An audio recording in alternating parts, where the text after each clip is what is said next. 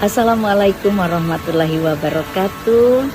Nek Nang, Nek Ine, Wak, Mamang, Bibi, Kakang, Ayu, kance-kance, ading-ading, ponaan, cucung-cucung.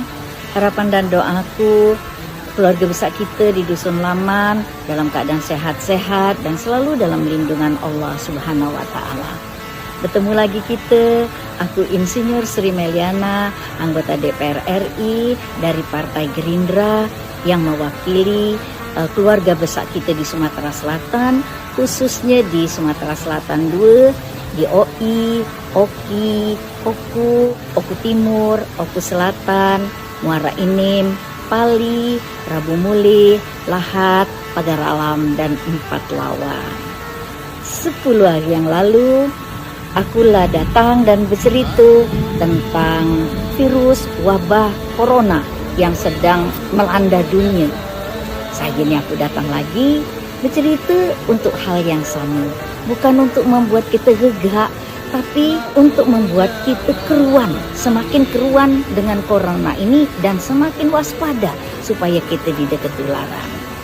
10 hari yang lalu itu aku bercerita kalau waktu itu 186 negara yang sudah kena virus corona ini, COVID-19 ini.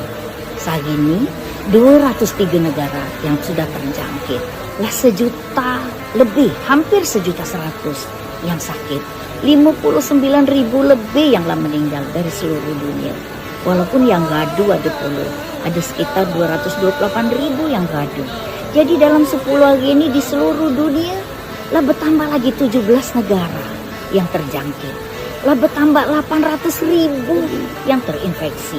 Dan kemudian bertambah 40.000 yang meninggal di seluruh dunia. Nah, mana di ibadah kita, di negara kita tercinta ini. Saat ini 2.000 lebih, hampir 2.100 yang sakit. 191 meninggal, yang mengadu lah 150. Jadi dalam waktu 10 hari, di ibadah kita BD Indonesia, lah bertambah 1.300 yang sakit. Kemudian bertambah 133 yang meninggal. Walaupun yang gaduh ada pula bertambah 119. Ngaku gacang yang mulai.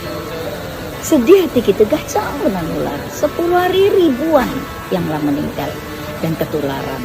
Karena itu tadi virus ini menular dari manusia ke manusia. Dibatai manusia ngidar kemana-mana, bertemu yang lain yang tidak sakit, kemudian jadi sakit. Nah, sejak virus ini menyerang kami dari DPR RI dengan pemerintah 2 hari yang lalu, aku rapat dengan Menteri Kesehatan dan dengan Ketua Gugus Tugas yang khusus menangani COVID ini. Kami mulai rapat jam 4 petang sampai jam 3 fajar kami rapat. Untuk apa? Untuk saling memberi masukan, saling memonitor, saling mengetahui di mana sudah terjadi apa dan betapa berat beban kita saat ini terhadap virus COVID-19 ini. Yang terjadi saat ini, adik sanakku sekalian masih suka menghentikan penyebaran virus ini. Kalau ini terus terjadi, maka rumah sakit yang banyak itu didahkan cukup. Dokter, perawat, petugas rumah sakit yang banyak itu didahkan cukup untuk menangani pasien COVID-19 ini.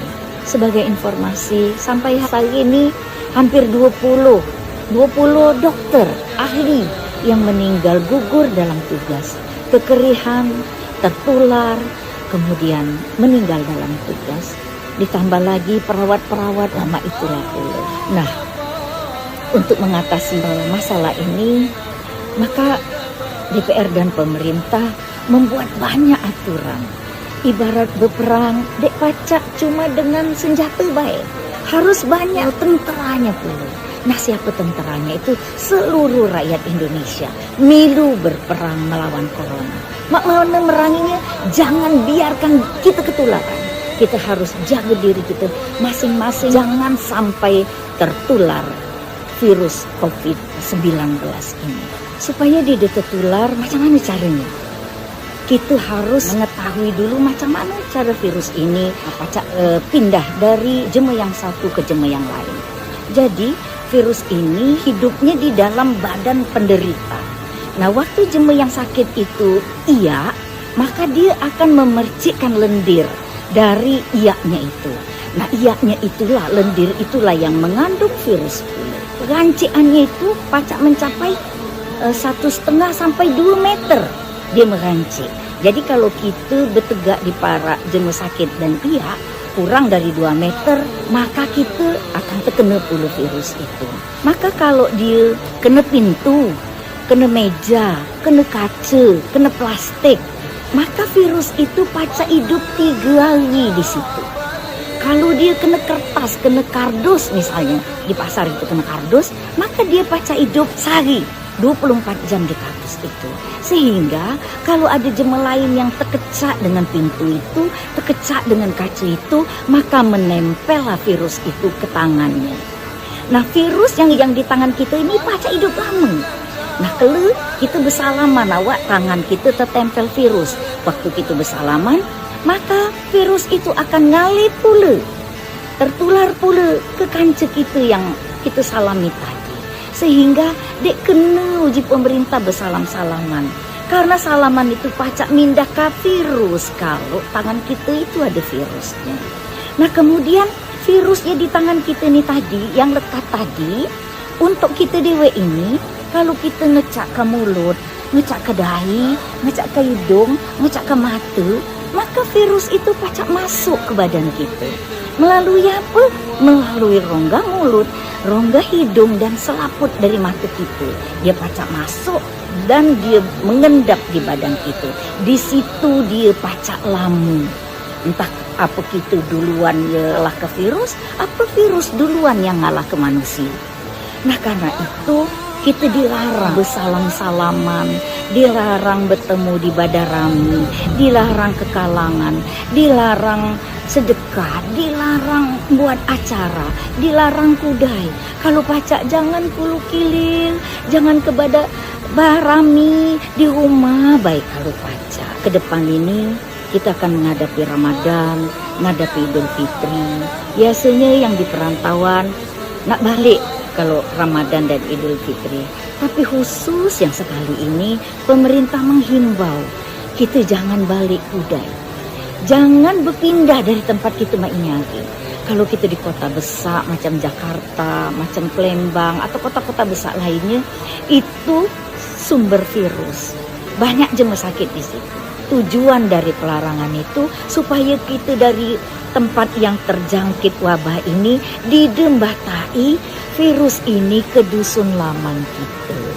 Nah, nak mana kalau yang terpaksa balik, yang dalam perjalanan balik, maka pemerintah menetapkan aturan. Begitu sampai di dusun Telu, dia harus mengurung diri, isolasi namanya, mengurung diri selama 14 hari. Nah, kalau dia sakit dalam 14 hari itu, maka dia dinyatakan sehat dan boleh berkegiatan di dusun. Tapi kalau dalam 14 hari itu ada gejala dia demam, ada gejala dia batuk, ada gejala dia sesak napas, segera pergi ke rumah sakit. Harus diisolasi di rumah sakit supaya tidak menular ke sanak famili kita yang lainnya. Larangan ini memerlukan pengawasan juga.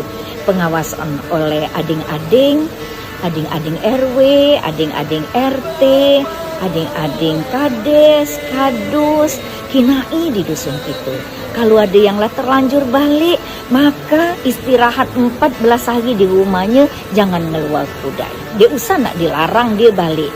Terlanjur balik, maka baliklah. Belum tentu dia sakit. Hanya waktu 14 hari supaya pacak dibuktikan kalau dia didembata virus balik ke dusun lama. Itu tadi untuk yang merantau yang nak balik. Nah, mak mana keadaan kita di dusun? Mak mana nek nang, nek no, sehat Wak, mamang bibi, kakang ading, ponaan, cucung-cucung, kance-kance, sehat gak mudah-mudahan. Virus itu walaupun dahsyat, walaupun dacang nular, tapi virus itu pacak diatasi dengan sangat mudah. Mak mana caranya? Jaga kesehatan, sehat lahir dan batin. Jangan ketakutan, jangan cemas. Lah ada gal urusannya di Allah Subhanahu wa taala. Memohon mohon kita kepada Allah Subhanahu wa taala, ya Allah, hindarkan kami dari penyakit ini. Hindarkan sanak famili kami, tetangga kami, dusun kami, negara kami, ya Allah. Nah, kemudian selain menjaga batin kita, menjaga hati kita juga harus menjaga kebersihan kita.